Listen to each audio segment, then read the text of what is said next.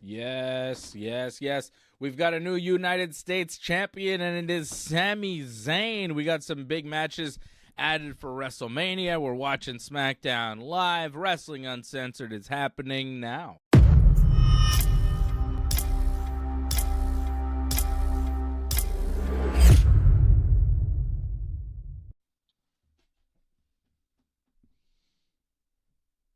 Right now. It is happening. I'm here. Johnny's here. Johnny's back. The new Project X champion is here. Let's go. Johnny, first of all, congratulations. You were not here last week. You were kayfabing me. You weren't telling me what was going on. I thought you were kayfabing me, but then your phone died, so it was actually just your phone that died. But you had to go wrestle. Was it a last-minute booking? I didn't understand what was going on. It was kind of last minute-ish. Like, I think I told you, there's a little bit revealing stuff here, but I think I told you after the show we did last week, like, probably won't be there. Right. I wasn't 100% sure. I was only pretty much sure the day before I left that, like, yes, I will be needed, and I was definitely needed because originally I wasn't even going to be in a match, and I ended up actually having a whole match instead of just like, because I had the briefcase, right? The whole like cash-in briefcase. I had the X Factor briefcase, which is like Money in the Bank, so I could basically cash in whenever I want. Yeah. And the idea was there was supposed to be a match between Sin Cara, not the Mystico Sin Cara, but the Hunico Sin Cara. He was going to wrestle Marty Scurll for the Project X World Championship, but Sin Cara didn't get across the border. Oh. So the whole idea for the cash-in didn't happen. I mean, it happened, but just not the way, would have been originally thought, where cash in after a match or something. I actually just cashed in the sense that Marty came out for a promo saying, oh, Sin Cara's not here. So then I came out, and then we wrestled. So, yeah. Wow. A little bit different how it all went down, but positive result in the end. Fantastic experience and moment, and incredible. Wow, so you beat former member of the Elite, Marty Scurll, to become the new Project X World Champion. I have to say, like, in Massive. terms of like matches I've had, like, over the years, like, it's the match that definitely stands out the most. Like, in terms of like just the experience. Like, it's just such an incredible feeling to be out there. And then when you lock up and then you start going back and forth, and it's like, whoa, this is totally different than what I'm used to. Like, to wrestle someone like you say, like an elite member, like he's an elite wrestler. To wrestle someone, it's totally different than what I'm used to. So it was quite an amazing moment that just added on to it. Of course, the world title's in the line. Fantastic. I love it, man. I'm very happy for you. I'm glad, and I'm happy you're the new champion. You're going to be the champion for a long time out in Sudbury for Project X Wrestling. You've been wrestling there for a while, and now you're on top. You're on top. Well, this is the start of year 3. I started there in 2024. So, started year 3. Not bad. Be world champion, 3rd year in. Like, I didn't expect that, honestly, at first. Like, because I got the world title shot, like, second match in. So I thought I was pretty much just thrown in there to face the champion, and I'll be pretty much done after that. I thought it was pretty much a 2-3 show deal, and that's it. But it's gone much better than that. And the fans there, it's incredible. How they just have taken to me. It's just, it's overwhelming, really. It's like I'm their hero there. I am their hero. I'm not like, I am their hero there. So that's awesome. It's amazing. You see, like, little kids like dress up as me, and like people with the face paint as me, and like little girls want to dance with me after the show, and I'm holding babies afterwards. Like, wow, I'm truly am like their hero. Yeah, that happened. There's photos out there. I'm sure if you look it up, you'll find it. You're the baby face. Which is crazy, because like that wasn't even the original idea. Like, I go in there, I smash people, but they love that. So they just, we went with that. That's awesome. Maybe that's what Randy Orton should do, possibly. Well, that's very exciting news. Congratulations, John. You're Thanks. my favorite wrestler, so always happy to see you have success out there. And, we'll keep promoting your next matches and everything. Do you have another booking you want to promote now while we're at it? Well, next time I'm back in Sudbury will be May 9th. And they haven't announced my match yet. They did announce that Marty Scurll will be wrestling Paul London on that show. Wow. So that's a pretty big match. Yeah. I think originally that was going to be a title match, but I've changed that. So we'll wait and see what happens. I'm sure I'll have my first title defense on that show. Pretty exciting stuff. I love it. I saw that picture of you with the belt. I was like, whoa. He won the belt. I didn't realize you beat Marty Scurll for the belt. That's crazy. That's amazing. And I didn't realize that thing that happened good. after the match was going to happen too with Marty as well. Like you didn't get this, you only saw it in photos, but what happened is like, I got the belt, I won, I celebrated with it a little bit, and then he yanked it out of my hands. I'm like, oh, okay, so I guess we got to go again here. And it looked like we were going to go for a little bit there, and I started jaw-jacking with him a bit, and then he yelled back at me. And then there's this bit of that odd moment there where it's like, is something going to happen? But then he put the belt on my shoulder, extended his hand out. Whoa. So that was a pretty amazing moment. You deserve it. Wow. Again, like, I was blessed. I was very blessed to be put in that moment and put in that, opportunity that I had right there. It's not easy to pull that off. And, just lucky. Like, Marty is like, wow, what an amazing wrestler. I know there's a lot of controversy about Marty, but it doesn't take away the fact that what he does in that ring is just unbelievable magic. Mm-hmm. Yeah, very talented wrestler.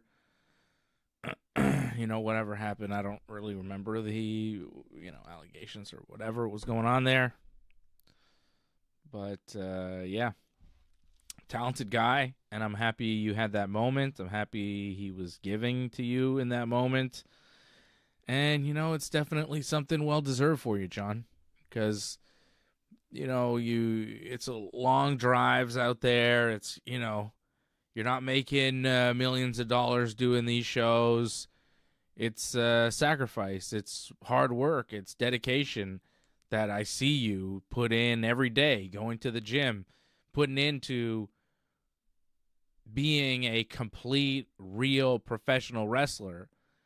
And, it's nice to see you get the credit you deserve once in a while because, we're watching WWE, we're watching this big TV wrestling, and some of these people are making millions of dollars in their lives, and everybody they know and their families' lives are all set. They're good. And some of them are in that position with millions of dollars, and they've never sacrificed and dedicated to the business of pro wrestling like you and so many others have, grinding on the indie scene and, for years. And the difference between somebody like you and somebody in the WWE, there isn't one. It's just a matter of right place, right time, right person saying the right thing about you in the right moment. And that's the difference a lot of times. And the more I watch wrestling, the more it's very clear that, just because you're in the WWE doesn't make you better than somebody who isn't, And, a lot of these a lot of wrestlers are able to get big moments and big money, and a lot of people on the indies, their moments come here and there, and I'm glad to see you get one of those moments because the life of a professional wrestler is not as glamorous as people think because they see the wrestlers on TV and they think, wow, it's arenas sold out every night, but for most pro wrestlers, it's what you do. The real business of pro wrestling is what people like you are doing out there, driving a lot, making 10, 12-hour road trips, staying in hotels that aren't 5-star hotels, not making huge money. But once in a while, you get these moments where you're appreciated and there's a crowd that appreciates you and there's some money being made and there's some championships being won, and there's some respect, and there's some, kind of bigger name wrestlers giving you some respect and some good matches. People that are at your level that can really keep up with you, because a lot of times I know you're wrestling people that just aren't as good as you, because that's the nature of pro wrestling and indie wrestling. But you're able to get in there with a guy who is, a high-level wrestler like you are, and you're able to create some magic, and that's what you experience, John. And I'm happy that you got to do that, because you deserve it. I know you. I know how much you put into it. I know how much you care and you sacrifice. So, as your friend, I'm super happy for you. And, we love you, John, so I'm happy. I'm happy you got that. Thanks, Dave. I hope one day to bring the belt back to Montreal. It's a very heavy belt, so there he is. Yeah, I was signing the autographs. That's before I won the championship, though. That was the show before, I think. Okay. Still, just randomly signing just shows autographs. Just look at you signing autographs. Yeah, it's crazy. I know. Most people don't sign autographs, John. You're a superstar.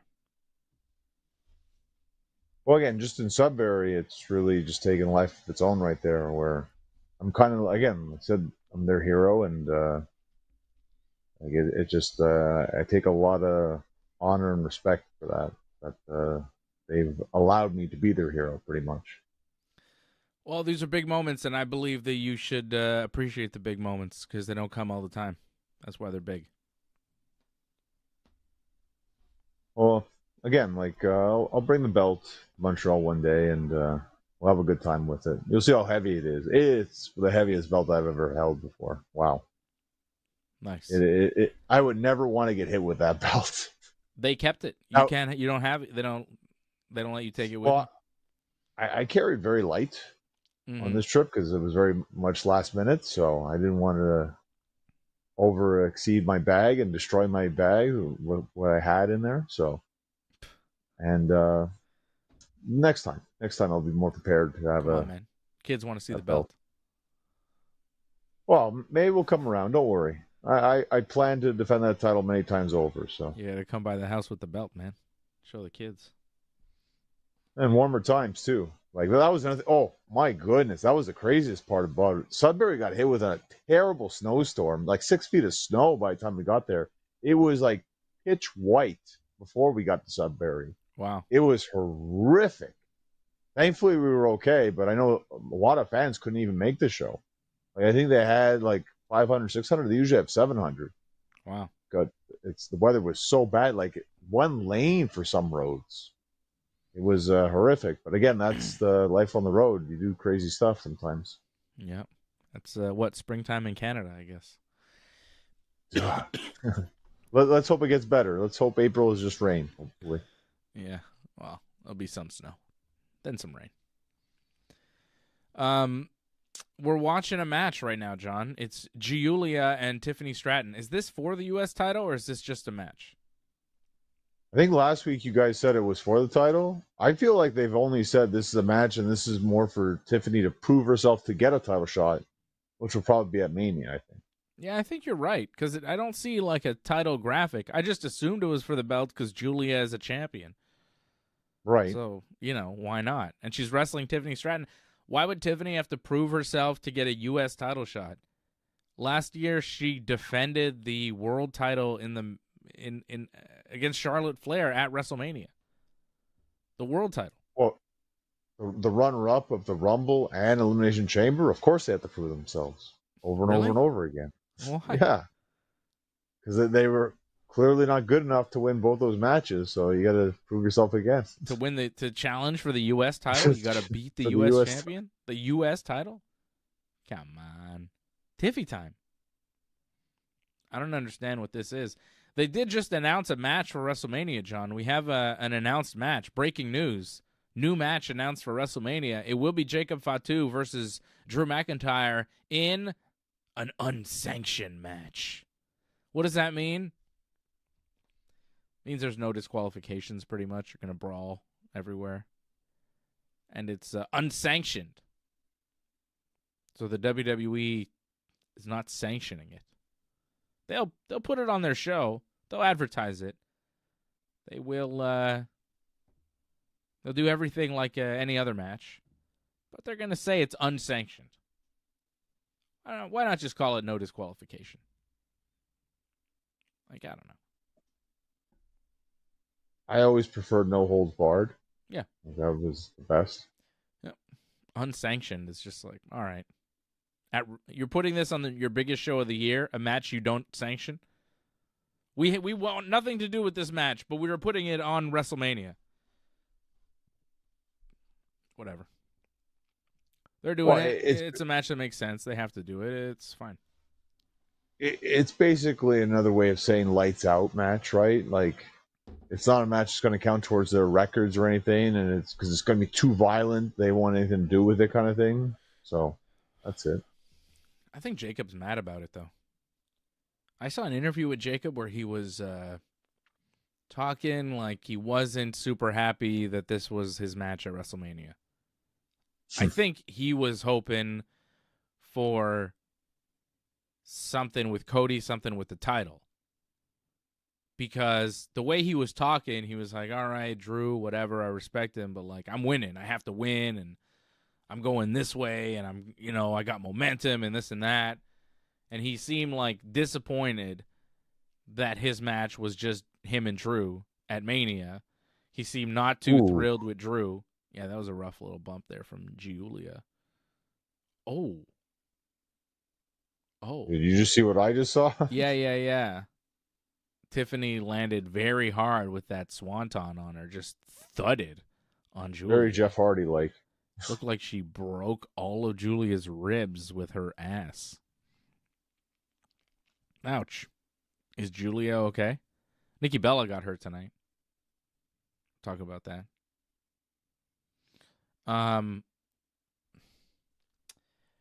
Yeah, I don't know. I feel like Jacob Fatu wanted to be involved in a four-way match. I think Jacob Fatu was maybe thinking he was going to be involved with Cody and Randy, and it did kind of look that way for a while. And now, obviously, Definitely not. Well, that was a reversal? I guess it was. Yeah, she got her knees up. 1, 2, 3. Really? Oh. That was the finish? Yeah. That's Kiana James providing a distraction while Tiffany was on the top rope. It slowed her down, allowed Giulia to slightly recover, get her knees up when Tiffany went for the moonsault, and then Giulia, with a small package, covers Tiffany for the 3 count, so Tiffany doesn't earn her shot at WrestleMania. Surprising. Okay. Yeah. So Jacob and Drew is going to be interesting, I think, for that reason, just like how they're going to book it. I feel like Jacob's going to go over because he's mad. I mean, the way about, like, I don't care. They can release me. I don't care. He was mad. Did you not see that interview he did? I don't know who it was with. Some guy. I don't know. It sounds a little bit more in character. He's not afraid if he gets fired or something. Like, I don't know. That doesn't sound... Like, I understand being upset. I mean, you were in the world title scene, and now you're on the outside looking in, kind of thing. That's kind of a disappointment going into the biggest show of the year. Yes, but I mean, this is still your first WrestleMania match. It's still a big deal, I think. And you're going to wrestle a former champion, and you're more likely going to win because I feel Jacob's lost pretty much all his matches since he came back, which is very rare. So I think he's going to get a big Mania victory. Jacob Fatu wrestled LA Knight and beat him last year at WrestleMania. Won the U.S. title. This is his second WrestleMania. Second WrestleMania. Still. I don't know. I think he might be a little bit mad. And you go back to Saturday night's main event here. He had that match with Cody Rhodes that never really got started, and they never resolved that. He winds up costing Cody the belt and then costing Drew the belt, yet Cody then moves on to Randy, and Drew just sticks with Jacob.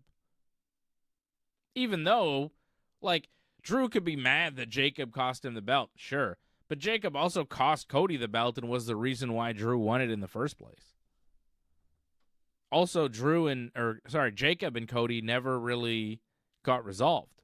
Drew and Cody got resolved big time. They wrestled a bunch, and Cody beat him, and it was obvious, and it was over. Drew never beat Cody clean. Cody beat Drew clean. And then in the end with help from Jacob. But, like, Jacob, I can understand being a little bit mad because he's seeing his booking, and he's like, okay, well, me and Cody were kind of 50-50, and we never had a resolution here, and you would think that we would have a rematch, and now all of a sudden I'm in the title scene, I'm costing the champion this, I'm costing the champion that, then whoops, me and Drew are out of the whole thing, and it's Cody and Randy, the guy that's been in how many big WrestleManias? And I think the WWE was kind of like, yeah, Drew, Jacob, let's just go with Randy. Randy's a safer bet. Randy, Cody, safer. And I think a lot of us went, yeah, that is safer. But if you look at it from Drew and Jacob's perspective, you go, well, I'd be mad. And the way Jacob was talking, he sounded like real mad, not in character mad. I don't know. All right, again, though, like, to get this kind of opportunity, it's pretty big. I don't think he's going to just throw it away and get angry and do something like he's going to regret later. Like, I highly expect he's going to take the most of this and have a good match where it's going to be crazy. It's going to be very violent, more than likely. So I expect some crazy stunts in that kind of match. I mean, if you look at the WrestleMania card, they don't exactly have any of those, like, salad dressing kind of matches. So that match can really stand out. Who do you think goes over, though? Oh, 100% Jacob, because, like, he's lost. Like I said, I don't think he's won a match since he came back. Yep, I think you're right. I think he does. I think he should. That match now official for WrestleMania, an unsanctioned match. Jacob Fatu and Drew McIntyre. Sami Zayn won the U.S. title tonight in controversial fashion, beating Carmelo Hayes with some help from Trick Williams. Trick tried to punch Sami because Sami had punched Trick backstage. Trick trying to return the favor. But he missed, hit Carmelo. Sami turns around, hits Carmelo with the haluva kick, 1, 2, 3. Sami is the new U.S. champion. So Sami was told backstage before this that he had no path to WrestleMania. Nick Aldis didn't think that he was going to make it to Mania because he'd been losing so much, and he had just told Trick Williams, at Nick Aldis, that Trick was going to WrestleMania because he's Trick. Didn't tell him what he was doing, but he told him, you have a match at WrestleMania. Okay? And then he's like, Sami, you don't. And Sami's like, well, I don't know. Hold on a minute, player. And then Sami changed the game, and Sami became U.S. champion. So I guess Sami will defend the U.S. title at WrestleMania now because there was a whole big thing about Sami and Mania and this and that, and then Sami wins the title. So Sami versus Trick, or Sami versus Carmelo and Trick, or Sami versus Carmelo and Trick and Ilya Dragunov because he's always there for some reason. But yeah, one of those.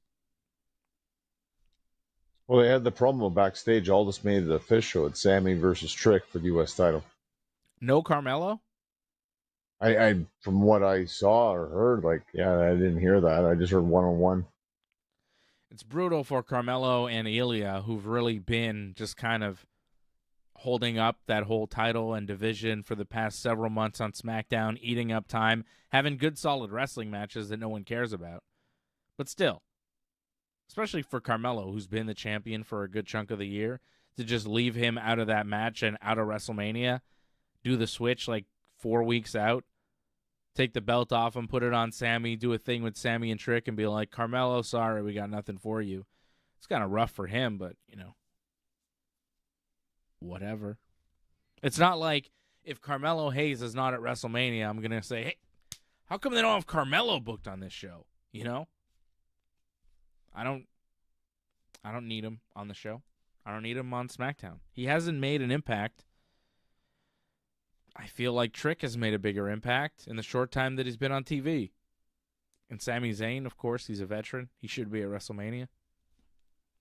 So I'm not mad at it. I'm just stating the fact that you could see that Carmelo has held up the division and done a lot of, solid work and not really getting rewarded for it. I feel in the story, though, it's kind of rough for Carmelo because it seems like... It's official. Sami versus Trick for the U.S. title. Official. They just put it on a graphic. Sorry, go ahead. Well, like, in the storyline, like, going into SmackDown, like, it was Carmelo versus Trick because all this said, Sami, you don't have a match. Trick, you do have a match. So that was the match pretty much he had already booked, was Trick was getting the U.S. title shot. It's just Sami changed it where now he's the champion going into it. So, I mean, that's awesome what Sami did if you think about it in terms of the story. And again, it sucks for Carmelo, but you're right. Sami should get the shot, I think. Or should be on Mania, I think. Yeah, I'd rather Sami than Carmelo. If it's a choice between them. Like Angelo says, you can't please everybody. I agree. I agree 100%, Angelo. You can't please everybody, and you don't want to overload a card by having everybody and anybody on it. Because then everybody's on the show, and the show's really long, and everybody gets an entrance, and it takes forever. 100%. Becky Lynch versus AJ Lee made official this week for the Women's Intercontinental Championship. A lot of matches just getting added onto this card. Drew McIntyre versus Jacob Fatu. Sami versus Trick. AJ versus Becky. Oba versus Brock is official. Jade Cargill versus Rhea. Cody versus Randy. Stephanie Vaquer versus Liv Morgan. And CM Punk versus Roman Reigns. 8 matches official so far. Over 2 nights. I could see 2 to 4 more added. Maybe 8. I don't know.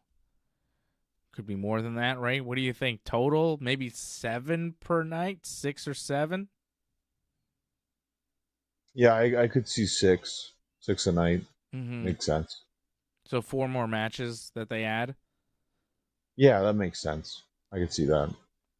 Women's tag title match is probably going to be on that. 100%. We had some development in the women's tag title division tonight. We had the Bella Twins getting a win over Alexa Bliss and Charlotte Flair after Lash Legend punched Alexa Bliss in the face. Nia and Lash attacked everybody after the match. Well, one of the Bellas, Charlotte and Alexa, Nikki Bella, was outside the ring getting tended to by the doctor because Nikki, quite obviously, at some point during the match, hurt her leg. I don't know what part of her leg, ankle, knee, whatever, but Nikki was limping around there. Her left leg was not moving right. So I don't know what Nikki's status is, but she was hurt in the match. I don't know if it affected the end of the match because the finish was a little abrupt. She did do a promo afterwards. She did do a backstage promo with her sister after, but I don't know what that means. She was hurt, right? I like that photo above me now. That's a pretty good photo. Look at that. That's cool. Nia and Lash attacking, and then Lyra and Bayley came out for the save because Lyra and Bayley will have a tag title match coming up Monday night on Raw against Nia and Lash. And then all the baby faces were in the ring. Nikki wasn't there, but Brie was, and Charlotte was, and Alexa was, and Lyra and Bayley. They were all there, kind of looking at Nia and Lash. And then it was like, hey, there's like 2 tag teams and then 1 Bella Twin. Where's the other Bella Twin? And Nikki was just outside the ring. We didn't see her. And commentary didn't even say anything. They weren't like, where's Nikki? They were just like, guess nothing's happening here. And then at one point, Brie kind of went to Charlotte, and then Charlotte just pushed her over. And I'm not sure what that was. Did Brie tell her to do it kind of last minute because maybe Nikki's hurt, do something else? I don't know what that was, or maybe that was just planned because they're trying to build like the animosity among several tag teams. The push from Charlotte on Brie afterwards was a little weird because it was like all baby faces standing together and Charlotte going like, actually, not you, Brie. Shouldn't push Bayley. You know what I mean? I guess they were just in a match with them, so there's that. But I don't know about you. I really wasn't looking forward to watching that match. Charlotte and Alexa against the Bellas. I love the Bellas. I know.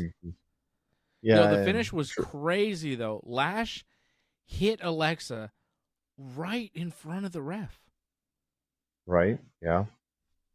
I was going to say, this match was an absolute mess. Like, there was no disqualification there. It should have been like a DQ immediately. There was outside interference. The ref saw it. Like, you could see the ref looking at Lash, hitting Bliss. And you're like, okay. Yeah, I know. I'm well aware of what happened here and how, like, pathetic I know this you'd match be mad was. about that because you hate when that stuff happens. But that, even for me, where I'm more lenient, I was like, yo, the ref sees that. They're not even trying to distract the referee. I just think in this match, like, they just, I don't know, like, it wasn't that they weren't trying. It just felt like it just wasn't good. And honestly, I think that was the best they could pull off, sadly. Like, I think they had the idea of, like, oh, let's distract the referee, but they couldn't pull it off. Maybe. I don't know. It wasn't great. I'm not going to argue with you. But in the end, we have, like, this weird screwy finish where the Bellas win. So they're contenders, I guess. Yeah, but in the promo, they just said that, oh, you guys go to the back of the line. It's like, what? I feel like it's going to be a 4-way. So we're going to have the Bellas, Charlotte, Alexa, Bayley, and Lyra, and Irresistible Forces. Yeah. That's it. For the tag title. What about the Kabuki Warriors, though? Asuka was all upset about what happened on Monday. I think they're going to do maybe Asuka and Kairi, or Asuka versus Io with like a Kairi on a pole match, custody of Kairi. I don't know if I'm looking forward to that. That's what I would do, Kairi on a pole match. Well, I don't know. Some sort of match between Asuka and Io wouldn't be so bad. Winner gets Kairi. Yeah, more of a singles. I don't know if this is on a pole or Yeah. But however, I don't know. Like I don't know if the Kabuki Warriors get involved in that match. Maybe they do. I mean, you could toss them in there, but Io seems to be involved in something with Kairi, and Io is so good. She's a person where I'd be like, well, how come Io's not on WrestleMania? You know? 100%. Yeah. Like, there are certain people right now that don't have matches for WrestleMania, and I'm kind of like, well, what are they doing? And Io is one of them. Asuka is another. So, Io versus Asuka at WrestleMania is really not that bad. I think it'd be a killer match. And Kairi has to, like, maybe choose a side, and then maybe Kairi, like, turns babyface in the end and joins Io, and they turn on Asuka or something. I would hope for her because Kairi's kind of just been the side little thing where the stupid joke at the end all the time for like it feels like close to a year now. So there should be some sort of payoff to that. So Mania would be a time to do it. Like Asuka and Kairi have been doing this thing for so long.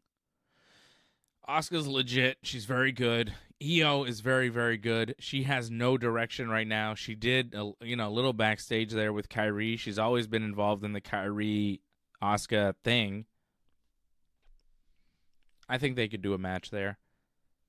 If not on Mania, then the Raw after Mania or something, you know. It might not make the actual show, but I think a big match resolution between Io and Asuka is in the works. But I do think that Io should be on WrestleMania because she's Io Sky. She's one of the best wrestlers in the WWE. She's, I would say, in my top 5. People to And watch, it is matches to surprising. watch. Io is incredible. For her not to be on WrestleMania is very surprising. So she should have a match, and that makes a lot of sense. Like you said, like I like to see it. Hopefully not, like you said, on a pole or anything like that kind of match. Yeah, but I mean, a stipulation wouldn't hurt. I think it might. I think it might be a little ridiculous. Yeah. Like if Kyrie's a special guest referee or something, and they have to make Kyrie like Yeah, that Asuka yelling takes away at from Kyrie. it. I don't think it would be good. All the emotional, like I don't know who to choose. You know. I don't know. Yeah, I think you're right. But like maybe just a post-match thing where Kyrie, like maybe Asuka's about to cheat, like use some sort of weapon, and Kyrie takes it away from Asuka, and then Io beats Asuka. And then Kyrie is finally broken free from Asuka, you know? And they have That a type of moment like that. That's fine. Not a whole match of that though. No. No, but Kyrie's ringside and she stops Asuka from doing something bad. Costs Asuka the match, you know?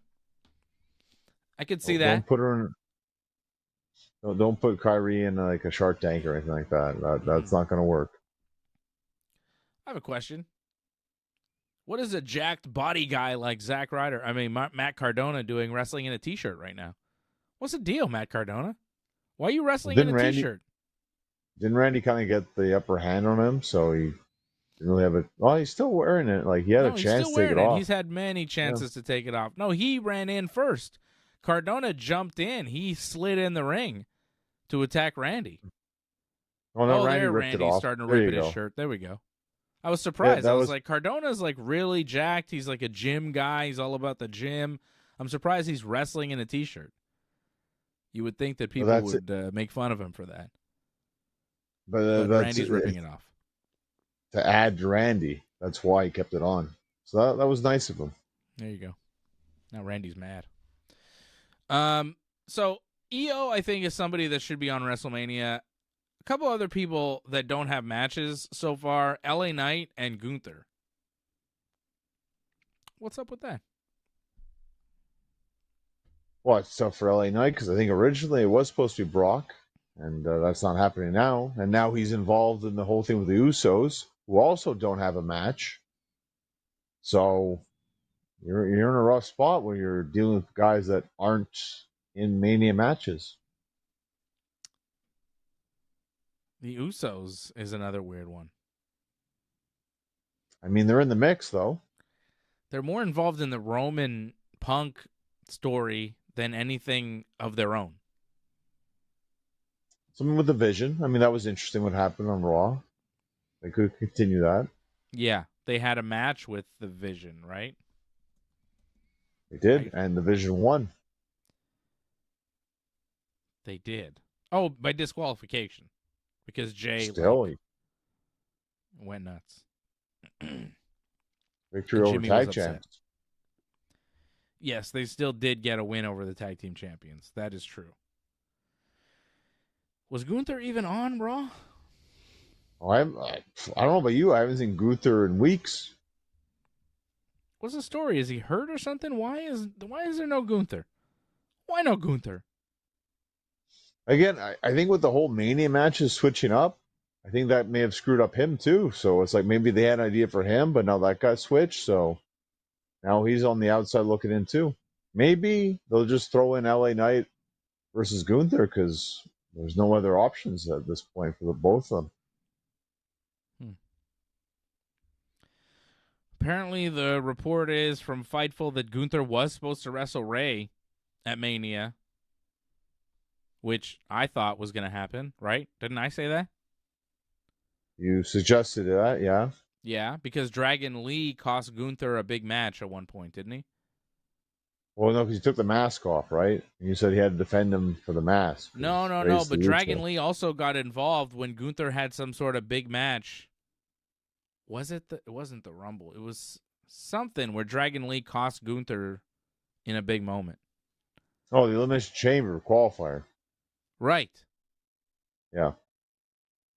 which was Gunther's path to the world title. Dragon Lee cost him that qualifying match, which made me think, okay, they're starting something with Dragon Lee and Gunther and Ray probably for Mania.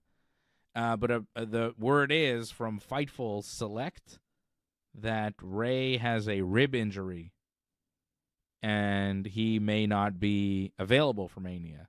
And that's why we haven't seen Gunther, because they're not sure if they have an opponent for him yet for Mania. That makes sense. Sucks for Gunther. Sucks for Ray. He's hurt. Well, this is the second year in a row for Ray. Like right before Mania, gets another injury and misses Mania. That's really unfortunate. Yeah. Well, I think that tells you that maybe this should have been his last Mania, and if he can make it, he should probably retire this year and let Gunther do it. A good send-off for Ray would be nice, though. I mean, I agree with you. Like they should give him something, but don't just let him, fade away at this point. He's got to have something now. Why not just join the list of great wrestlers like AJ Styles and John Cena that Gunther has retired? Just join the Hall of Fame list that Gunther's putting out of their misery. Matt Cardona has just lost to Randy Orton. Randy, of course, beating Matt Cardona in the main event of SmackDown. And here comes Cody Rhodes arriving on his bus. Shows up to SmackDown with only 10 minutes to go in the show. And now 2 security guards telling Cody not to come to work. But he pushes them away because he is a WWE wrestler and he should probably be on SmackDown. So he's walking directly to the ring because he figures he's got to do something. Also, Randy's in the ring. He knows this because he's been watching on TV like us. Although we've been watching on Netflix. He watches on TV because he's in America. We watch in Canada on Netflix. Tried to watch baseball on Netflix the other day. Wasn't on Netflix. It was on Netflix in the States. I saw the Usos. It's on Sportsnet here. Very confusing. Yankees won 7-0. Yankees played again today. They won 3-0. Yankees are 2-0 so far this season, which is good for me. And Cody's still walking to the ring. Still walking. It's a long walk. Yeah, bro. What a march. We are watching Cody Rhodes walk to the ring. He's walking. He's scowling. Oh, my God. A guy just walked out of the bathroom behind Cody and walked away and went like this. Was that... Did you see that? Was that planned? I saw it. I saw it. He I just don't think walked that out was of a planned. bathroom, walked away, went, ugh. Like, was that like, you know what would be really funny? If we had a guy walk out of the bathroom and go, ooh, that stinks. Or was that like, was that real?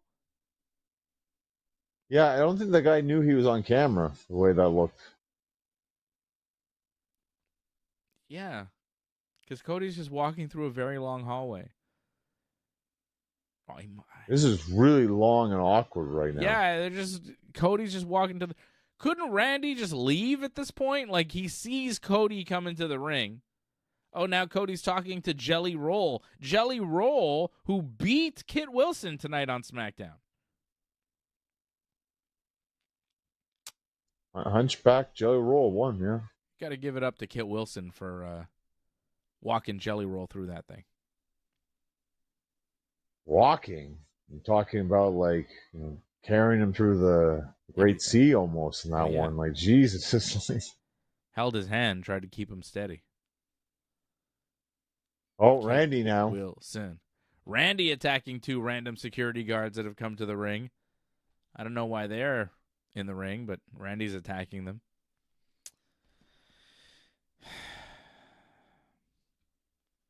Well, at least he gave him something to do while he waits, I guess.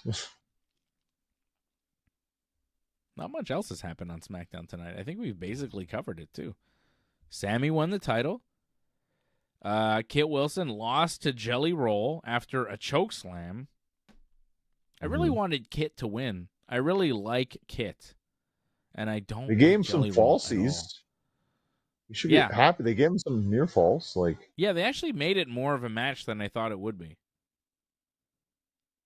Like, it felt like just a regular SmackDown match with a guy who's not that good.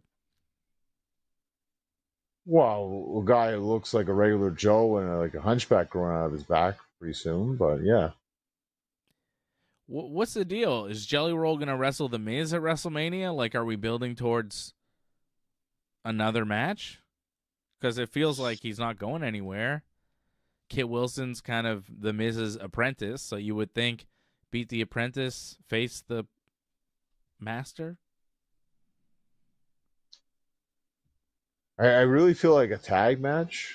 They could do that if they wanted, like Miz, Kit Wilson against the two hunchbacks, like Jelly Roll and Danhausen. Like that could work.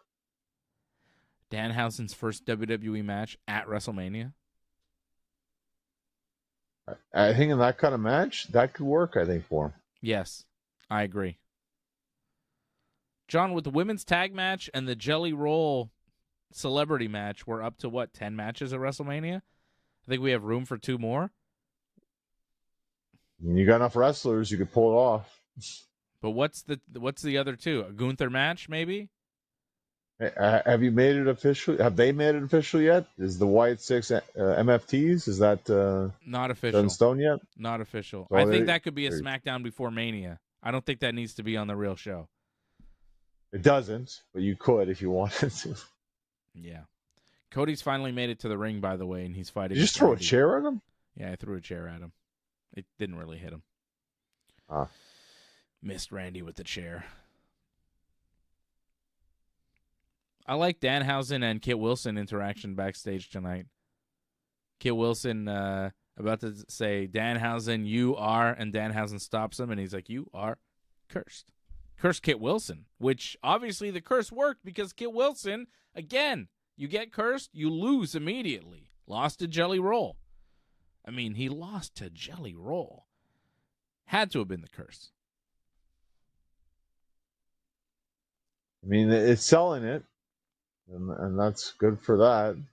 I honestly thought R-Truth was funnier, though, with his promo, with the whole Judgment Day thing. I thought that was kind of hilarious. Yes. Truth was backstage with Damian Priest and then Rhea Ripley and Jelly Roll, and he thought it was the Judgment Day reunited, and he said Liv Morgan was going to be really mad because Dominik Mysterio was here with Rhea Ripley. He thought Jelly Roll was Dominik. See, like, he threw Randy into some security guards there? Yeah. He used Randy as a battering ram against these security. Like, Randy and Cody are fighting through just like a mob of indie wrestler security guards. And they're just kind of throwing them around. I don't care for this. Like, is any of this interesting to you at this point? I just want to see how it ends. Like, what are we getting off the end of this? I mean, he let them bloodied. I mean, he's got to do something. Probably an RKO, honestly. Well, I would think or Cody they just get pulled revenge. apart. Randy's falling. Cody's standing. But they're in the corners of the ring, being held by security. It's just, oh, here comes Randy attacking Cody. He's broken free. Just this nonsense, back and forth, fake fight. It doesn't have real intensity. They try to create this intensity, and it's just not really there.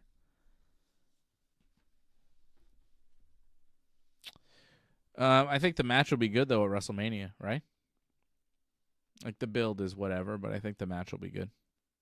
Well, Randy's attacking everything now. Yeah, here. Jesus. Only the security guards, though, not Nick Aldis or any of the other guys. Oh, there's Cody. Back attacking Randy now on the announce table. Rhea Ripley did a promo. Jade Cargill showed up with Meechin and B-Fab, who are her new backup. And B-Fab and Meechin were really mad at Rhea Ripley. Says she's a backstabber and she's selfish and that they've been working hard for years. And Rhea gets all the praise and all the love and the attention, and it's not fair. So B-Fab and Meechin apparently have a real chip on their shoulder, think Rhea's two-faced and backstabbing, and they say, well, we joined Jade because at least with Jade, you know what you're getting. What you see is what you get with Jade Cargill. And Jade says, yeah, Rhea, what are you even doing here? You're not even a person on SmackDown. And I was like, what? The wrong word, I think she used. You're not on the roster on SmackDown. Yeah, I know, but she was like, you're not even a person on SmackDown. I'm like, then what is she? She's like an animal? An alien? What is she? You're not even a person on SmackDown. And then B-Fab wanted a match with Rhea, but it didn't last long. Jade attacked Rhea, disqualification, and then Jade and Michin and B-Fab just beat up Rhea again, like last week. Didn't really advance much there. But that's telling the story that for Rhea, it's not going to be a one-on-one fight. She's got to be two other people at the same time. Jade's baddies now. Yeah. Yeah. Yeah, it's something. Oh, here comes Jelly Roll. Randy and Cody still fighting in the ring, but now Jelly Roll coming, trying to tell Randy, hey, man, that's your friend. You guys are friends. Why are you fighting? He's yelling at both of them. Stop that. You guys used to be brothers. Why are you doing this to each other, man? It's Jelly Roll. Oh, I think he's going to give an RKO to Quasimodo here. Jelly Roll. Yep, here it comes. Jelly Roll takes a really bad RKO. Landed on a knee there. That was ugly. Randy RKO's Jelly Roll to end SmackDown, John. That's how it ends. Are you happy? Are you satisfied? I mean, it was something. I'm not saying it was the greatest thing in the world, but at least it progressed the whole idea that Randy is trying to be more of a heel. Jelly Roll is convulsing in the ring. I see that. It's rough on that hunch, you know, like you can't fall down like that. Too much pressure. He's like,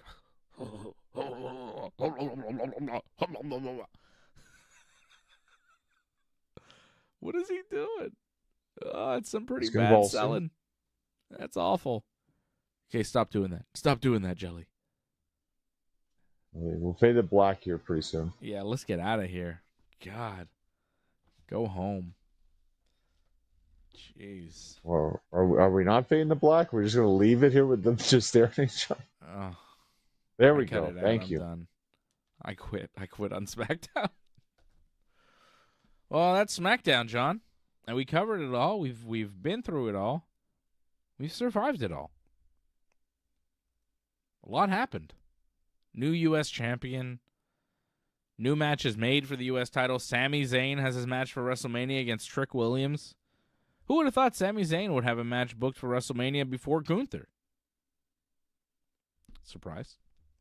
And Jacob Fatu versus Drew McIntyre, unsanctioned match made official for WrestleMania. So, 2 matches made for Mania tonight. That's something. We're what, like 20 some odd days away now from Mania? Like, you got to start filling up that card, I think. Yeah. Well, I think they have, like we said, like we expect 2 to 4 more matches added, if not a few more. And, I mean, we could easily make those matches, right? We could book them. They're bookable. You've pretty much done it already. And it's going to happen over the next week or so, or 2 weeks, I would think. We'll probably not have a full card, I think. They have 3 more weeks of TV. Yeah, they'll figure it out in the next week or 2, I think. Raw at Madison Square Garden coming up on Monday. Pretty good. It's funny how that got booed and Bailey mentioned like the Race Arena. That was so funny. They're in Boston. Bailey's like, next week we're going to get a tag title shot at the world's most famous arena. And people in Boston are like, boo, that's in New York. We know what you're talking about. And Bailey's like, oh, yeah, whoops. We're going to win the tag titles. How about that, guys? And they're like, yeah, all right. Whoops. Yeah, that was a bit you can't of a talk wet fart about on that going to one. New York when you're in Boston. It's not a good move. They don't like New York.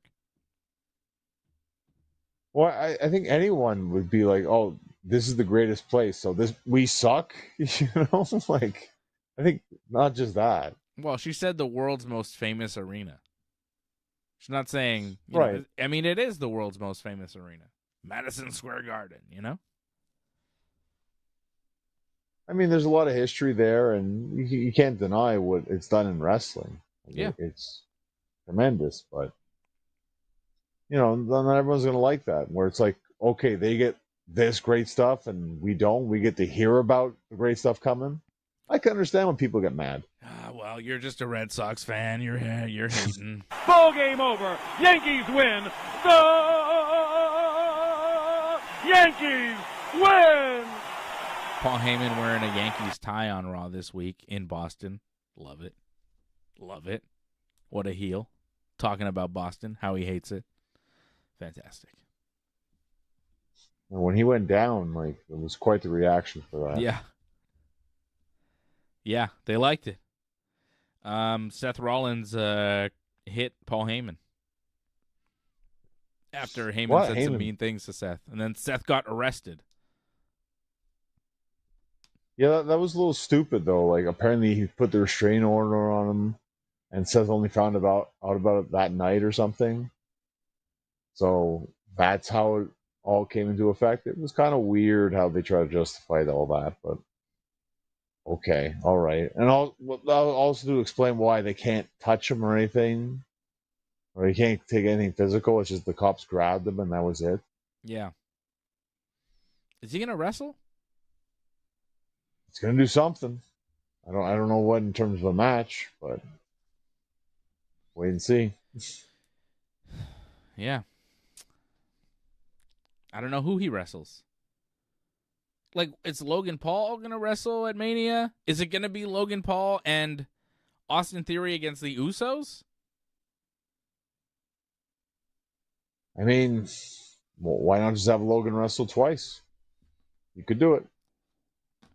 Unnecessary. I'm Does sure he Penta would love defend the Intercontinental title at WrestleMania? Yeah, but against who? I can't think of anyone that really stands out right now. That's why I don't think he does. I think Dominik Mysterio wrestles Finn Balor at WrestleMania, but with no belt on the line. Just a match. Is that not official yet? I'm surprised it's not official yet. It is not. You would think it would be, right? Yeah. So that's another one. Oh, I think that's, to me, that's pretty much a lock, I think. Yeah. Right? It has to be. I mean, I've been seeing this for most of the year that match is going to happen, so there's no way it doesn't. Yeah, Finn got involved in Dom's match this week against Penta for the Intercontinental title, Dom's rematch. Then Finn beat up Dom after the match. Like, it's going to happen. I don't know why they haven't made it official yet. Dom versus Finn for whatever, for nothing. And Penta, I don't know. I don't know about Penta. I don't know if he's at WrestleMania. Even though he's the Intercontinental Champion, I just don't really see a match for him unless they do Penta Gunther. Like, if Ray's not ready, they don't really have anything for Gunther. Would they do Penta Gunther? Like, if Ray is not wrestling at WrestleMania, I wouldn't do Gunther versus Penta. I would give Gunther some kind of promo and then, like, a confrontation with a legend that they can pull out. Where Gunther, like, beats up some legend of the business. I'm not sure who. Maybe Shawn Michaels. Maybe The Undertaker, Just, or maybe a legend, a few legends lay out Gunther. A few of them team up and beat up Gunther or something, but I'd rather not. I'd rather one comes out, be like, hey, stop talking about all these people, stop talking about Cena, and then Gunther just whoops his ass. Could be Stone Cold. I mean, I don't want to see Stone Cold come out and get his ass whooped, but, somebody. Chris Jericho. That'd be cool. Something. Somebody that they can pull out of their hat, some sort of big WrestleMania surprise legend that they can pull out, confront Gunther, and have Gunther chop him a few times. Maybe hit a powerbomb. If he's not doing a match, some sort of victory lap promo about Cena and AJ and Goldberg, talking about which legend he's going to retire next, and then somebody comes out. I think the best choice of that would be The Undertaker. Mm-hmm.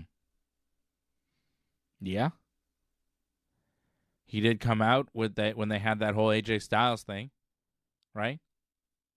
Right. But would Undertaker want to come out at WrestleMania and like just get beat up by Gunther? Or would he want to come out and chokeslam him? I think it would really add to Gunther, actually, if he laid out The Undertaker. It doesn't have to be a match. Just lay him out at WrestleMania. That would add. Yeah. He kind of needs something this year. A Ray match, a Ray retirement match would have been great. But if they can't get that done, Colin Taker would be a good idea. When you look at the options, they're very few and far between here, so I really think they got to go with that. Mm-hmm. Well, we'll see. I think that's going to be a big story over the next 3 weeks. You know, what's happening with Gunther? Also, what's happening with LA Knight? He seems to have very, he's got no direction. He's just, he exists, but that's about it. It's weird because he's over. You would think he'd have a spot. Well, I figured he was going to have a match against the Vision in some capacity, but obviously injuries screwed a lot of those plans, so just got to make the best they can. And they clearly have an idea, whatever the hell they're doing right now with the Usos and him, so see how it all unfolds. Maybe he'll get a partner to face the Usos at WrestleMania. LA with somebody against the Usos? Well, because there was a bit of friction, right? Yeah. So, it's possible. But who? Oh, well, that's tough. I mean, they could just get someone random, Javon Evans kind of thing, I could see something like that. Yeah. There were rumors that LA Knight was going to wrestle Brock Lesnar. Brock, of course, going to wrestle Femi at WrestleMania. Paul Heyman cutting a promo this week talking about all the people that Brock defeated at WrestleMania. He says, when Brock conquered Undertaker's streak, did anyone come and get revenge? No. And then there was other guys that came and tried to beat Brock, and he name-dropped Goldberg, Braun Strowman, Dean Ambrose, Bobby Lashley, AJ Styles, and John Cena. Which is interesting because, the crowd popped, obviously, for the Ambrose name because he's Jon Moxley in AEW. Bobby Lashley also in AEW. Braun Strowman not in the WWE anymore. Neither is Goldberg or AJ Styles or John Cena. But, Heyman mentioning some interesting names there. One name he didn't mention that went up against Brock over the years of WrestleMania, Omos. They want to keep forgetting that Omos match, I think. I think they want everybody to forget that happened. Maybe against Obafemi, they really want you to forget because it's like, wasn't he like a big, giant Nigerian guy who fought Brock at WrestleMania? Haven't we been down this road, a similar... No. We've never done this before. This is a fresh thing. We've never seen this.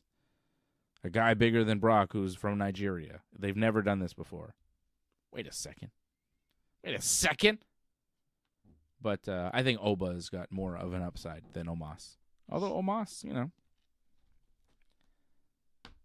not the worst. Getting better. But Oba is like there. Oba's ready.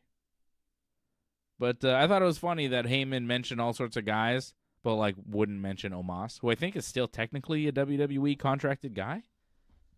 I don't even know. Well, not technically. I'm No? almost positive he still is. He is, right? But he doesn't. Yeah, where is he? I'm pretty sure it's AAA. Is he? Yeah, I'm almost positive he's in AAA. It's weird. He's like a project for them. Well, he's a big guy. I mean, Yeah. he might turn into something. They sent him to Japan, too. They've sent him places to, learn to wrestle. And he's, still not ready. They're like, maybe one day. But, yeah, Heyman didn't mention Omos. He mentioned Dean Ambrose. Big deal. didn't mention Roman Reigns, who's defeated Brock recently at WrestleMania. Yeah, well, or Cody Rhodes. Didn't beat him at Mania, but still beat him. But, whatever. Oba. You think Oba beats him? I don't think he does. Because Oba keeps getting all the over. Like, Oba powerbombed him last week. This week, he clotheslines him over the top rope. Like, Brock keeps getting beat by Oba. You think he's just going to take beatings and then lose at Mania? I don't think so. F5, 1, 2, 3. I mean, you think about it, like, Brock doesn't need to win at Mania. No. Even though he can say, like, he should win. The idea of, like, he needs to keep winning all the way till his last match.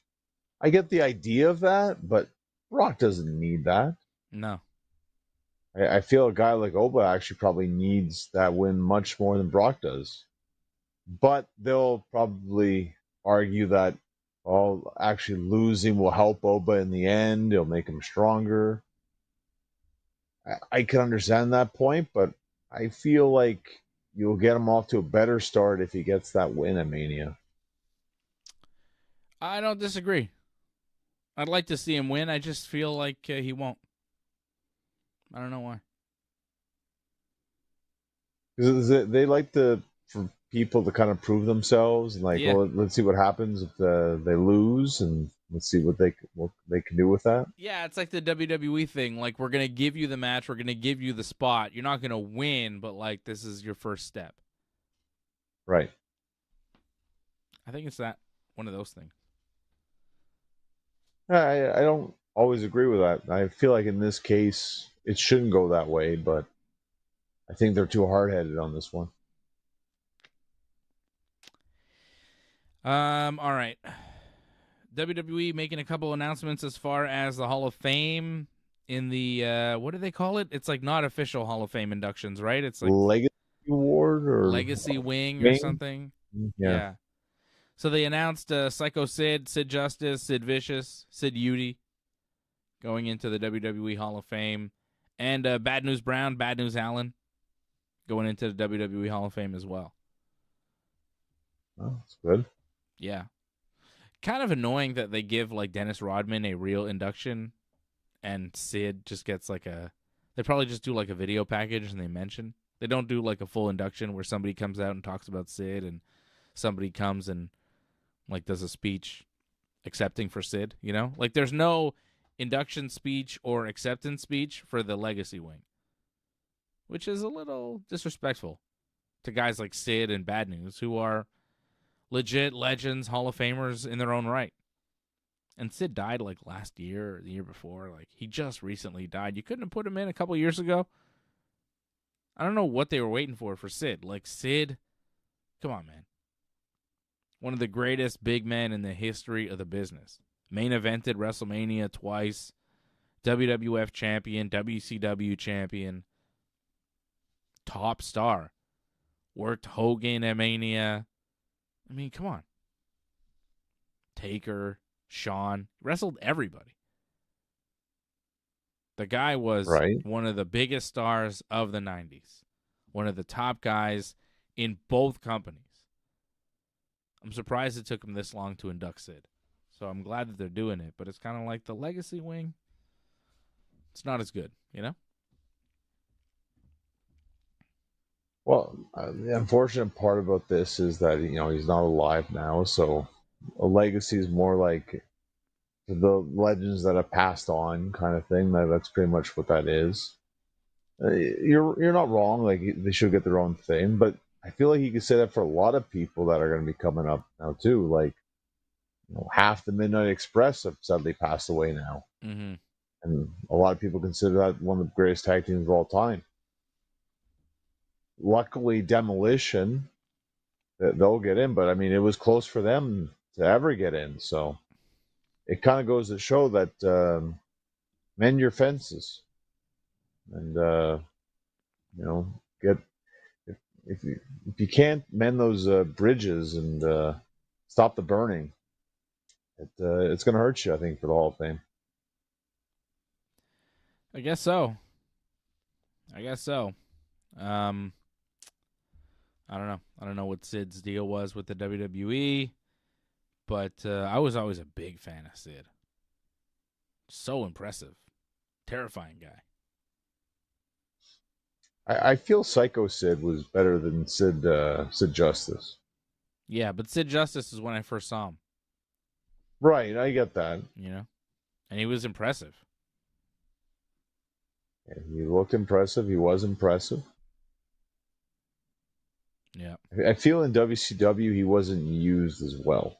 Though, I mean, he did have reached quite a bit of success. WCW champion. But I just feel they didn't know how to use him right, where I think Vince knew how to use him right and did. Yeah. I feel WCW exposed him in the wrong ways. Well, they made him do that kick off the rope, off the second rope. He broke his leg.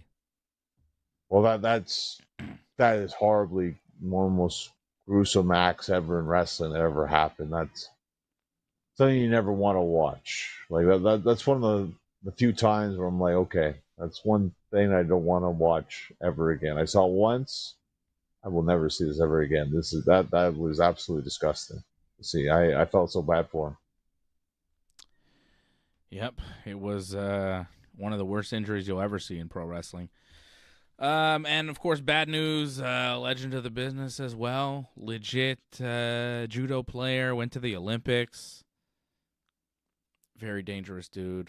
Worked in Calgary. Came up in the Stampede Wrestling system under Stu Hart. Bret Hart has a lot of great things to say about him. Was Bad News Brown in the WWF. Didn't have like a huge run in WWF, but still, like, he was there for a while. Talented guy. I didn't see tons. Like, he was kind of more in the 80s, less in the 90s. Sid was more my era of pro wrestling, but I definitely knew who Bad News was aware of him. Pretty good guy. Pretty legendary wrestler. Him too. I was like, I thought he was already in the Hall of Fame. I think there's a lot of people where you're like, oh, they're probably in. And then you start to look at it, and it's like, nope. Yeah, like Bam Bam Bigelow's not in the Hall of Fame. It's crazy. Like, he should have been. Yeah. But again, it's stupid politics in wrestling, sadly. Should they put Marty Jannetty in the Hall of Fame? Again, there's just so many people I put ahead of him. I would put Shane Douglas ahead of him. Would you put Bob Holly in the Hall of Fame? Yeah, I'd put Bob Holly in the Hall of Fame. I think he had a very good WWE career. I mean, you think about it, multiple time like WWE champion, and like his run with the hardcore title was a pretty big WWE deal. I think. champion.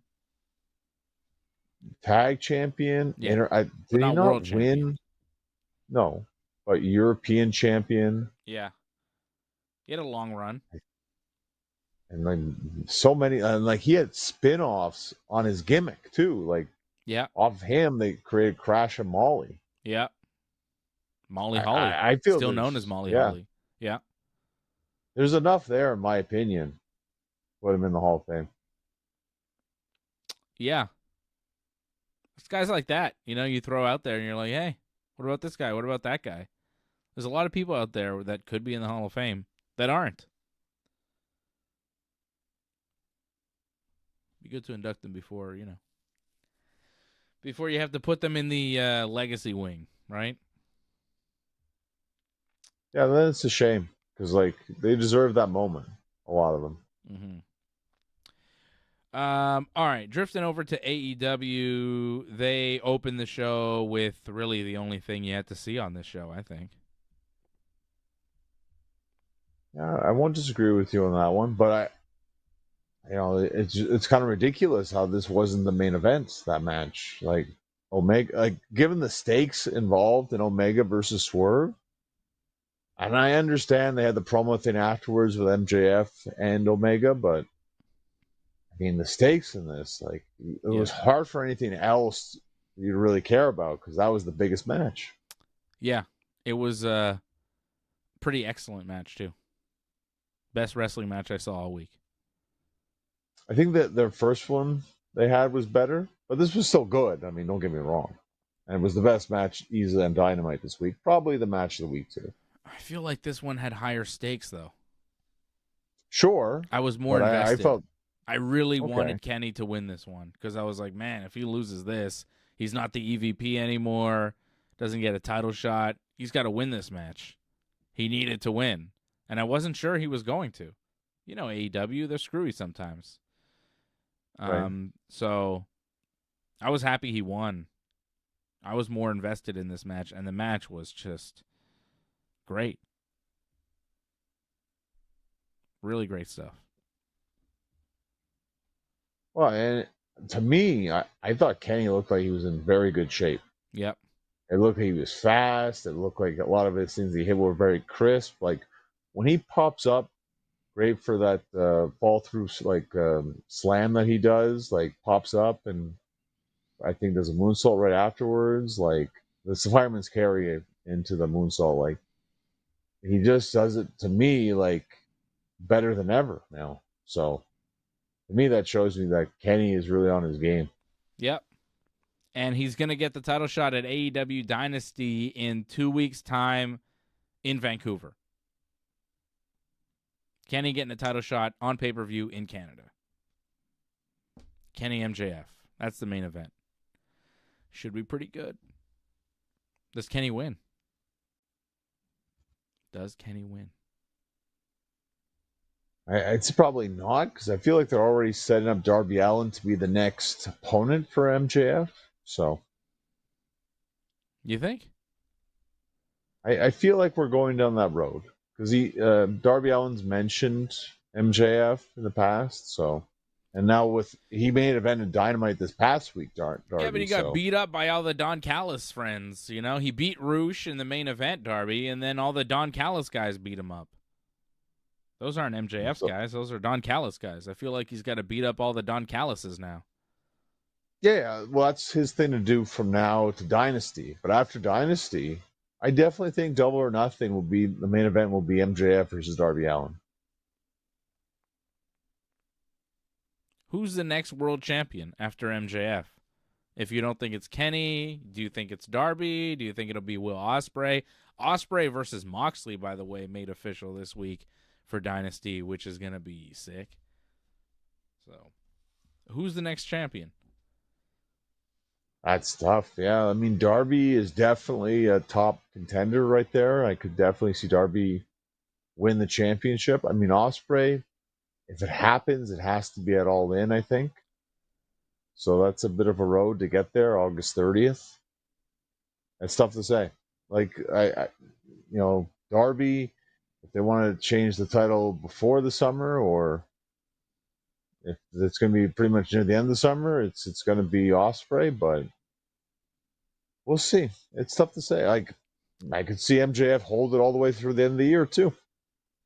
I could see Kenny beating him in Vancouver and then losing it to Ospreay in August, and they could do Kenny Ospreay again, which is always fantastic.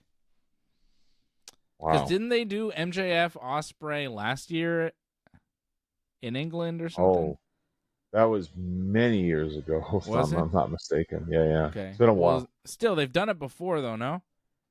Maybe They've do done Kenny and Ospreay. It's like a fresher matchup for them.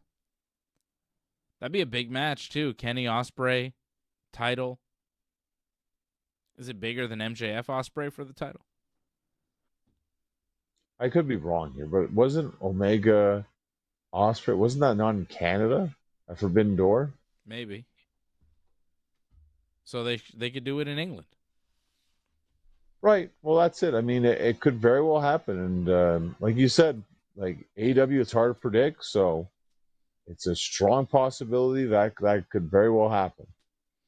Kenny's looking so good. I wouldn't be mad if they gave him like a summer with the belt. Give it to him in April, have him hold it till August. By September, he's not champion anymore. Kenny's great, man. Few better, if anybody. Well, I think MJF's definitely in that conversation. So of course. MJF is great. I'm not taking anything away from MJF. I'm just saying, like, MJF doesn't have to have a super long title reign. He's a young guy. He's got a lot of years ahead of him. Kenny has had some injuries.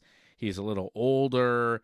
This might be one of your last shots to put it on a very healthy Kenny who's performing at a 100% top level. It may be one of your last opportunities to get a fully healthy 100% primetime Kenny Omega title reign, which I would kind of want to push the button on because I'd like to get one more. I think he'll do it, but a dynasty is the big question right here. As long as Kenny can stay healthy, he'll definitely be a world champion again. Dynasty, Vancouver, British Columbia on home turf for Kenny seems like a good place to do it. Crowd would go nuts. Of course, I agree, but they might go nuts for other things that happen later or earlier because you do have Cope and Cage or Edge and Cage. Edge and Christian. Just call them Edge and Christian. What are we doing here? I do like Christian Cage, though. Christian Cage is actually a pretty good name, though. Yeah, but when you're talking about them as a tag team, it's Edge and Christian. All right. Everybody knows who you're talking about. If you say Edge and Cage, we're like, who are you talking about? If you say Edge and Christian, everybody's like, oh, yeah. I guess that's more suitable, sure. But them wrestling FTR for the tag titles. I mean, I hope they win, too. I don't know. It's going to be tough because the Young Bucks are kind of involved a little bit. So will they get involved in the match? That could screw over Edge and Christian. Wait and see. It's going to be interesting. Yeah, what's the deal with the Young Bucks? They're not in that match, but they're kind of involved, right? Well, that makes me feel that it could turn into a three-way feud eventually. I think it will, no matter who wins or loses this match. Mm-hmm. But I don't have complete confidence that Edge and Christian are going to win the tag titles here. They could win them later, but not here. Yeah, they got a couple weeks before AEW Dynasty, and they have 3 matches only set up. So they're going to have to set some stuff up, but the matches that they do have are great. MJF defending the world title against Kenny Omega, Jon Moxley versus Will Ospreay one-on-one, and FTR defending the tag titles against Edge and Christian. I mean, damn. Solid. Yeah, solid stuff, yeah. Better than Mania. It's We'll the see. week of Mania, too, you know. It's Sunday, and then right. the Saturday of that week is Mania. It's Mania week. And they're going to blow Mania away. And then the next, you're going to see Dynasty, you'll be like, damn. And then 6 days later, you're going to be like, wow, this isn't. Because, like Angelo was saying in the chat, AEW knows how to put on great matches. And Dynasty is going to be great. And they're stacking it. Well, they'll put on good matches, but let's face it, with Revolution, I don't know how you watched it, but I can only watch it, watch 2 hours, take a break. I can't watch it straight all the way through because it's too damn long. Right. So there's a way to watch AEW pay-per-views and enjoy them, but you just can't watch them straight through. WWE, I can at least watch straight through. That is true. AEW shows are very, very long.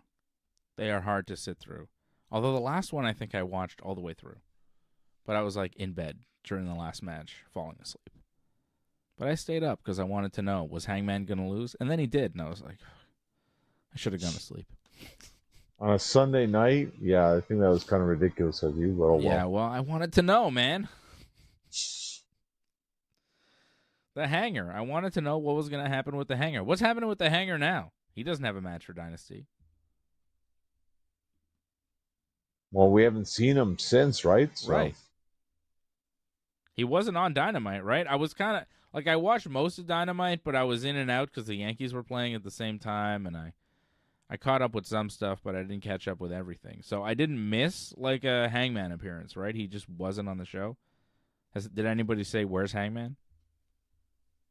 I mean, this was the return of MJF. We hadn't seen MJF since the Right. pay-per-view, so.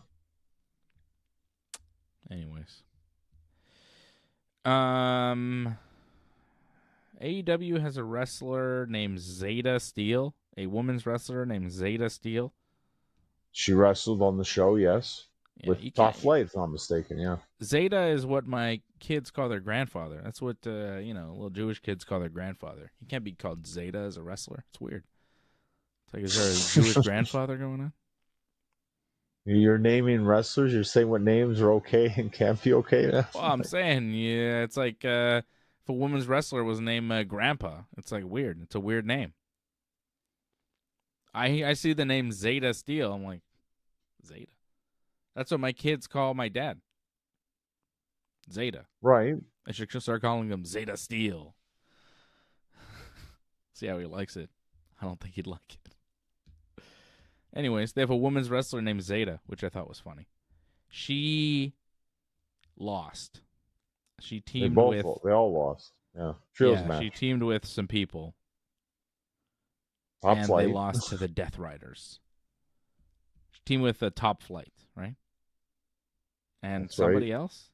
No. No. Well, Christopher Daniels was in their corner. Right. Was it Top Flight? It was Top Flight. Dante Martin, Darius Martin. Yeah, I don't know. They're just in and out of AEW. I can barely keep track of who they are. Mike Bailey got a win over Rocky Romero. Good for Mike Bailey. He continues to win. Continues to have good performances on Dynamite. What are they going to do with Mike Bailey? They put him on TV. He's good. He's a trios champion, right? Something. Yeah.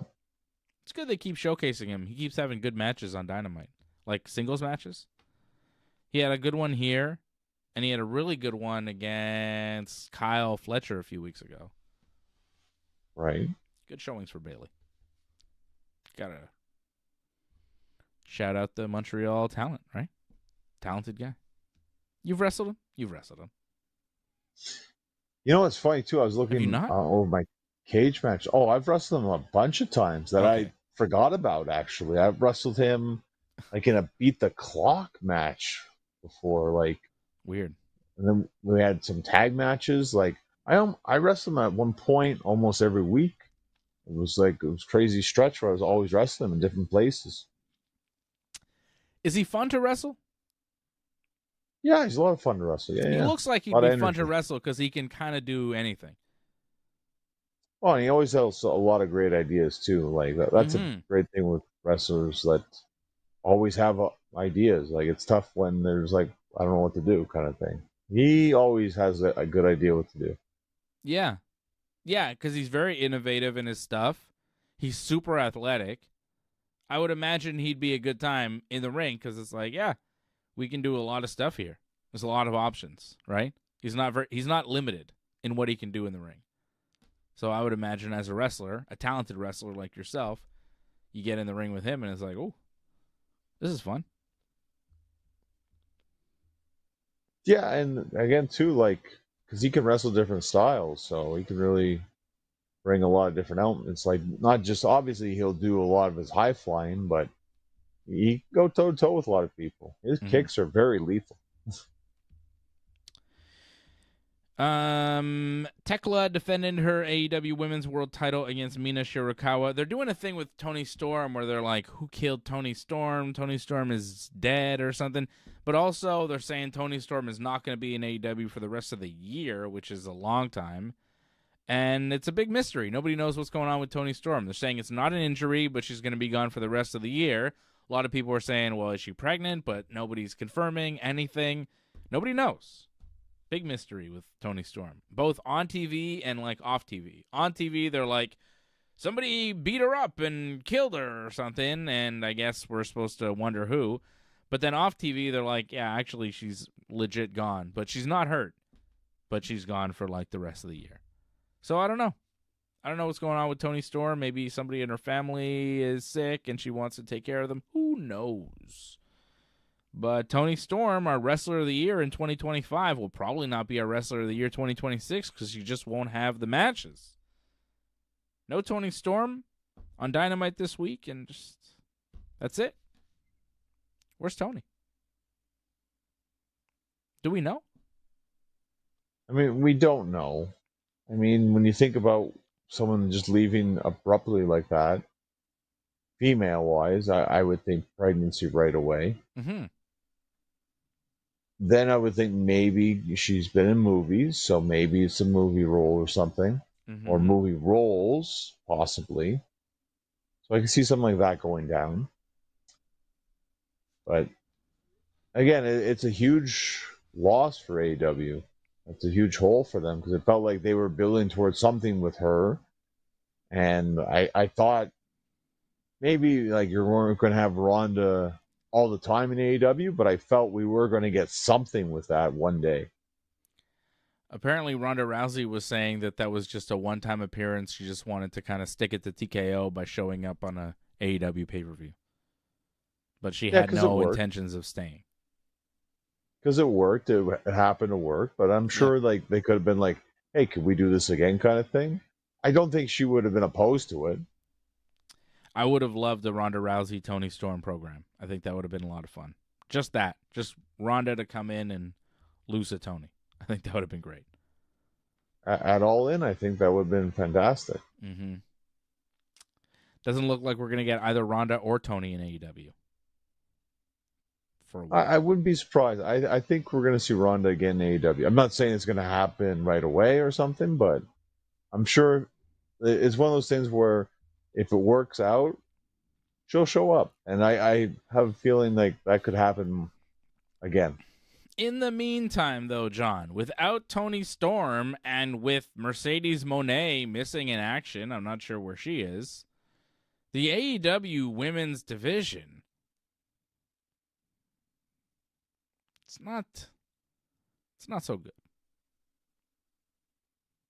You might need to bring back some people that have been hibernating for over 300 days.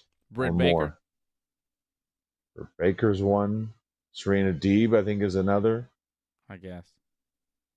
Okay, all right. Well, I mean, she's not going to move the needle. I think Britt Baker moves the needle. Serena Deeb, I haven't heard a lot of people saying, where's Serena? I've seen a lot of people saying, where's Britt? You know? But yeah, I'll give Serena would help, for sure. But, you know. Where's Mercedes? Can we get, where's Mercedes? Like, with no Tony Storm, the division should be hers. Yeah, but Mercedes has more belts to lose, so that's what I think she's off doing. She's on a belt-losing tour now. Yeah. So she loses all the belts and then finally becomes the AEW World Champion when she comes back? I think I could see that. Yeah, sure. I'd like that. No Tony and no Mercedes, it makes the division seem like, okay, well, who's there? Tekla, Chris Statlander, Mina Shirakawa. Like, what are we doing here? You know? It's Losing rough. Tony and Mercedes at the same time is like, oof. It really shows you that the division, you know, it really revolves around a couple of stars, and then everybody else is just existing. Well, I get why they put so much on Willow, because, yeah, there's a lack of depth. So they had to put 2 titles on her. Apparently, Britt Baker did an interview saying that she's going to wrestle this year, but not in AEW, so don't expect her back anytime soon, I guess. Well, that's too bad if that's the case. But, again, not the end of the world. Like, I mean, she does, like you said, move the needle, but I can't say I'm enamored by, like, watching her wrestle all the time. Like, her matches aren't exactly the greatest. She's got a good personality. But match-wise, I'd rather watch Thunder Rosa wrestle, who came back recently, so hopefully that continues. Yeah, she can help. But yeah, it's a situation to follow as the AEW women's division because they just don't have a ton of stars there right now, and losing their best one, Tony Storm, hurts for sure.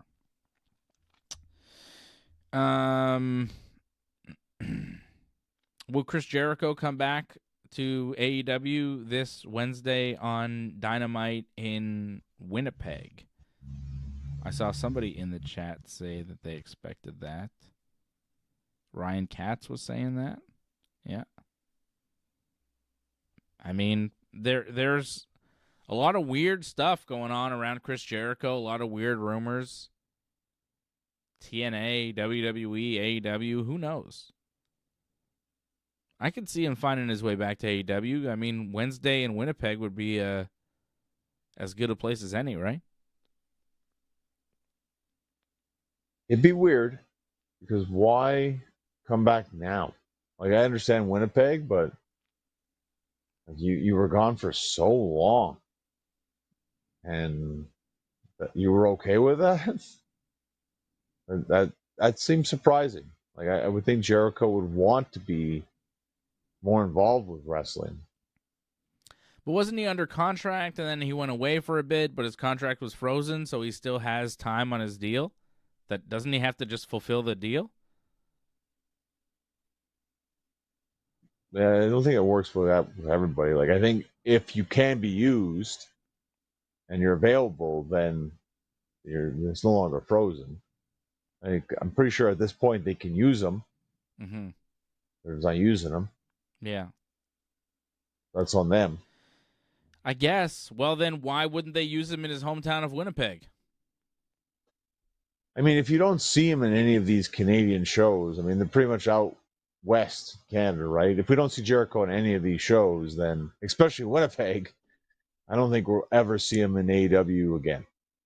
They are doing 3 shows in Western Canada. They're doing a Dynamite Collision taping in Winnipeg this Wednesday. The following Wednesday, they're in Edmonton for another Dynamite Collision taping. And then on the Sunday, they're in Vancouver, BC for Dynasty. So they are out west. You know, maybe Jericho shows up in Winnipeg and sets up a match for Dynasty.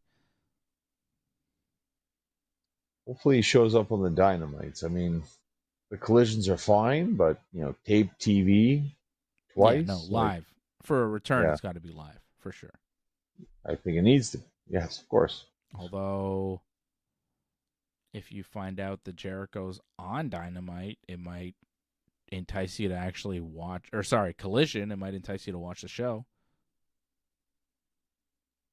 I would have him show up on Dynamite and then maybe do something in terms of in the ring or promo on Collision, get people to watch Collision like that.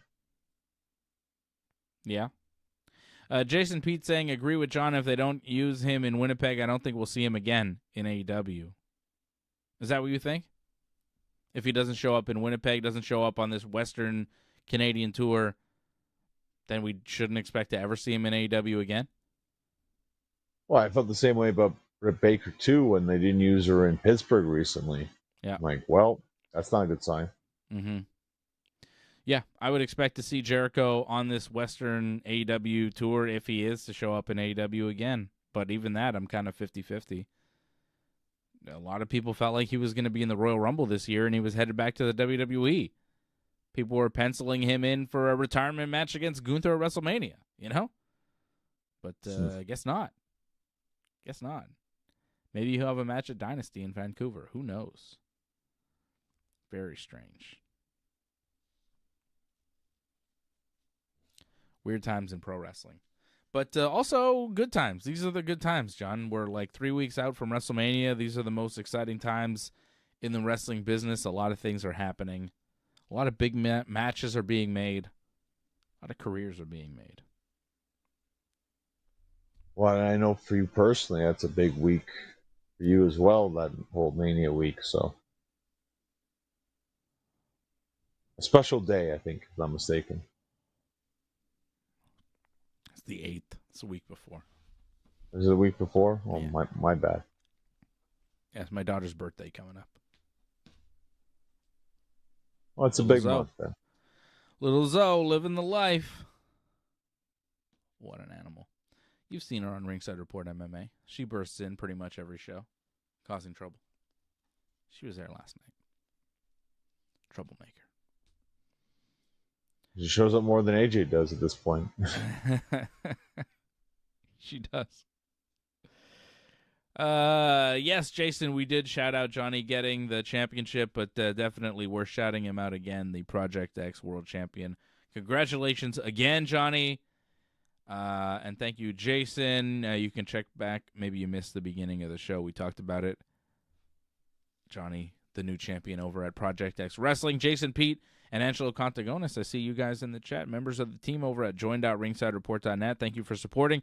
Over at join.ringsidereport.net and membership.ringsidereport.net. You guys keeping the show alive. This show brought to you by good people like Angelo and Jason Pete. Johnny, we already promoted your next match, so that's it. Goodbye. Red Sox didn't play tonight. Playing tomorrow, probably.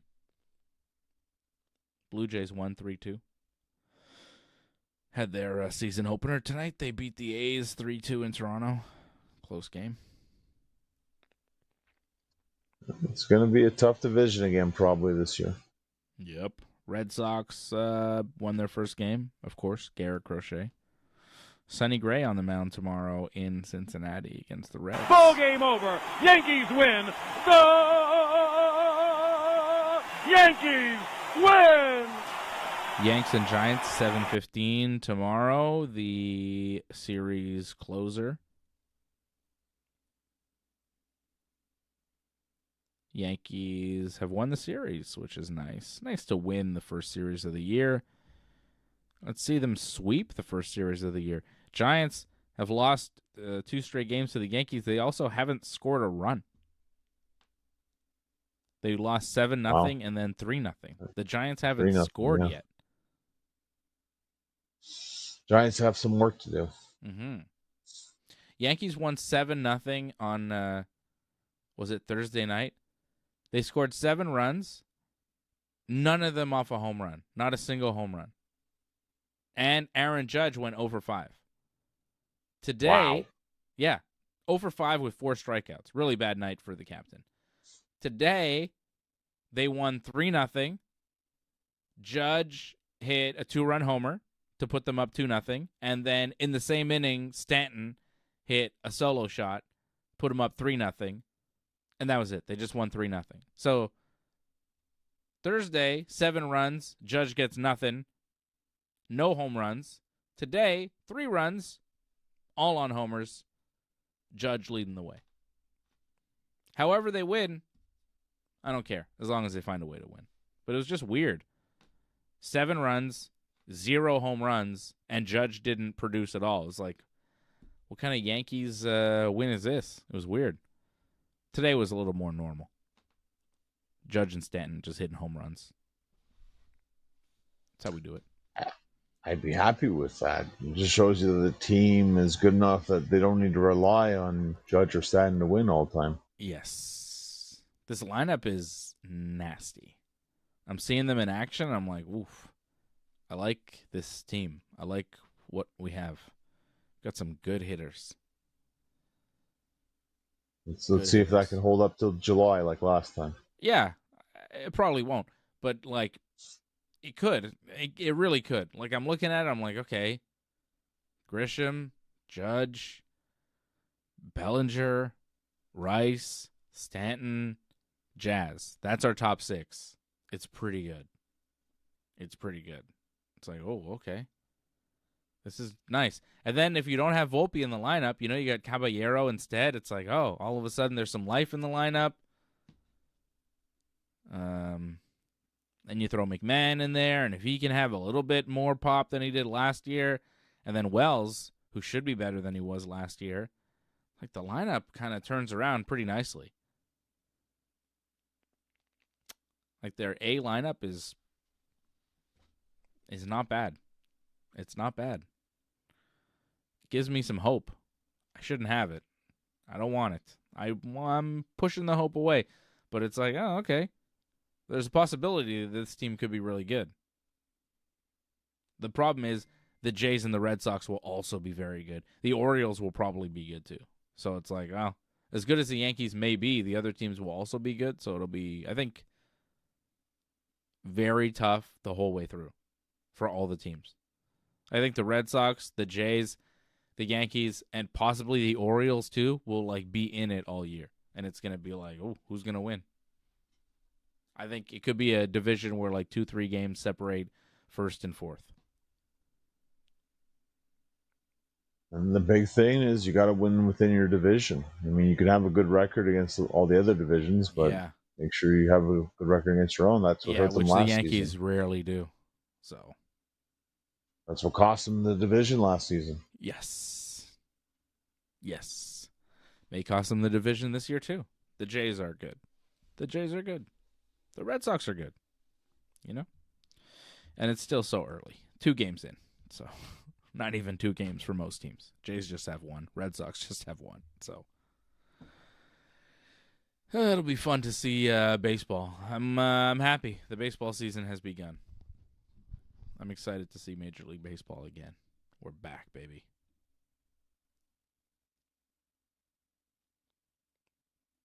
We are back. Happy Passover and Easter for sure, Jason, to everybody in advance. I don't think it's when? Not yet. Right? Next week. Next week. Yeah. When's Passover? Honestly, I should know, but I don't. Oh boy, Passover. Oh, Passover starts Wednesday. Wednesday night. I'm not going to a Seder as far as I know. I'm good on a Seder, I guess. Although a Seder, I should probably do one. Seder, baby. Are we Sedering this year? What's this story? All right, well, happy Passover, happy Pesach to everybody, and happy Easter next week. We'll give you a shout-out for the Easter, too. Thanks, everybody. We'll see you again real soon, right here on the Ringside Report Network. Thanks for sticking with us to the end. We would really appreciate it if you could help us spread the word. You know the drill. Hit that subscribe button, flip those notification switches. We are an audience-supported network, so consider becoming a recurring supporter at membership.ringsidereport.net. Check out our website at ringsidereport.net. Hope to see you again.